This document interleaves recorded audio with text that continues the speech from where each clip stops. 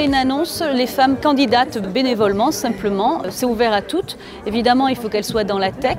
Après, il n'y a pas d'âge ou de métier. Alors, c'est des jurys d'experts. C'est évidemment des gens qui, par exemple, pour les start-upers, c'est des accélérateurs, des incubateurs, des business angels. Donc, c'est des gens qui sont légitimes. Pour nous, il était important que ce soit des jurés qui soient légitimes pour les évaluer. Nous, What the Austin, c'est toujours considéré comme non légitime pour ça. Nous, on organise l'événement, c'est tout. On leur donne accès au dossier et on leur donne une grille de notation. C'est-à-dire qu'en fait, il y a plusieurs paramètres qui sont évalués, c'est-à-dire leur parcours professionnel, scolaire et surtout aussi leurs valeurs. Pour nous, c'est important qu'une femme, quand elle gagne, elle ait aussi des valeurs. C'est-à-dire que nous, par exemple, une femme qui aurait posé 10 brevets et qui reste dans son bureau, qui n'est pas consciente qu'il y a une problématique de peu de femmes dans la tech, c'est pas ça qu'on veut. Ce qu'on veut, et d'ailleurs vous l'avez vu dans les gagnantes, elles ont toutes des actions, elles sont toutes dans des associations, elles œuvrent pour que justement dans ce monde, les choses changent, elles bougent les lignes. C'est ça qui est important aussi pour nous. Comme on a organisé notre trophée dans le cadre du salon, on a trouvé pertinent que justement on ait aussi ce trophée-là, experte en IA. En fait, il y en a.